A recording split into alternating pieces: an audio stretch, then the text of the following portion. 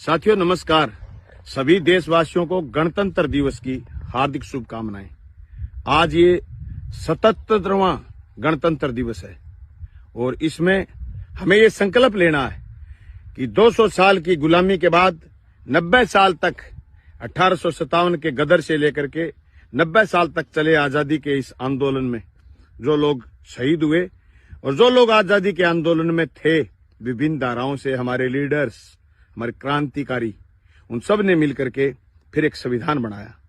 संविधान की committee, draft committee के अध्यक्ष बाबा साहब भीमराव अंबेडकर और जवाहरलाल नेहरू और हमारे सरदार वल्लभ भाई पटेल, मौलाना आजाद जैसे तमाम लीडरों ने मिलकर के हिंदुस्तान के संविधान का निर्माण करा। ये संविधान हमें इस बात की आजादी देता है कि देश का आम नागरिक नीचे से लेकर के ऊपर तक सारी व्यवस्था में शामिल लोग, जिनका संविधान एक है और जिनके साथ व्यवहार एक समान होगा। देश में समानता से आगे बढ़ने के अवसर प्रदान करने के लिए, मनुष्य की गरिमा के लिए ये संविधान बना। पता था कि इस देश में विभिन्न जातियों, विभिन्न जातियों, विभिन्न धर्मों के लोग रहते हैं, विभिन्न संस्कृतियों के लोग रहते हैं। सबको एक धारा में समाहित करने के लिए इस संविधान का निर्माण करा गया।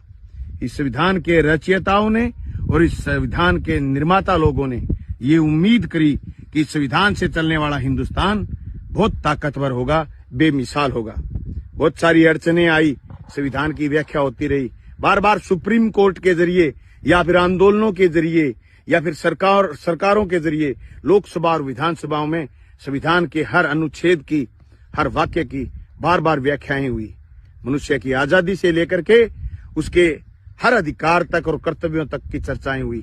आज फिर एक ऐसा दौर है जहां बहुत सारे सवाल हमारे सामने खड़े हैं। इस संप्रभुता संपन्न राष्ट्र, लोकतांत्रिक राष्ट्र, धर्मनिरपेक्ष राष्ट्र के इस संविधान में कई सारी चीजें आज हमारे सामने आ रही हैं। ये चीजें जो आप देख रहे हैं कि बुनियादी संस्थाओं को कुछ लोग कमजोर करने की साजिशें और कार्यक्रम कर रहे हैं।